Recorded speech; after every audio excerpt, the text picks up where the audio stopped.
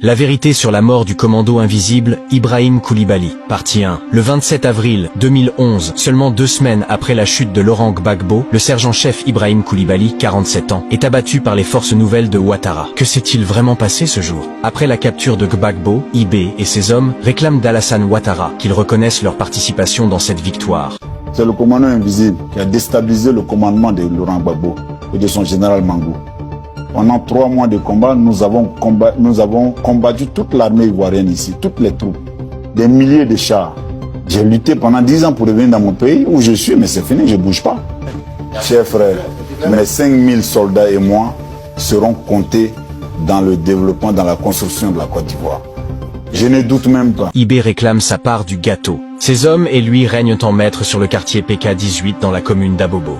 Il établit sa résidence dans la cité Coccinelle. Commencent alors des médiations pour que IB abandonne ses positions et désarme. Des chefs religieux musulmans sont impliqués, sans succès. IB échange plusieurs fois au téléphone avec Alassane Ouattara. Avant de désarmer, il demande d'être nommé chef d'état-major de la nouvelle armée de Ouattara. Alassane lui répond « Tu n'as pas le grade requis pour être chef d'état-major IB ». IB enchaîne « Mais j'ai battu tous vos généraux sur le terrain ». Ouattara demande alors aux forces nouvelles, Fancy, de le désarmer par la force s'il le faut. Mais le 25 avril, Ouattara invite le général IB à l'hôtel du Golfe pour une ultime négociation. Au départ, IB accepte d'aller négocier, mais au final, il n'ira pas au rendez-vous. En fait, IB est persuadé qu'on veut lui tendre un piège et l'exécuter. Pour la même raison, il refuse le lendemain de se rendre au siège de l'ONUCI à Sebroko pour une tentative de conciliation, préférant se faire représenter par son porte-parole, Félix Anoblé. Le message passé à la délégation de IB est clair. Il doit désarmer sans condition avant d'espérer rencontrer Alassane Ouattara. Quant au final, le chef de guerre semble disposé à obtempérer. Il est trop tard. Personne n'y croit plus. Il faut mettre un terme à ses activités. L'affrontement est inévitable.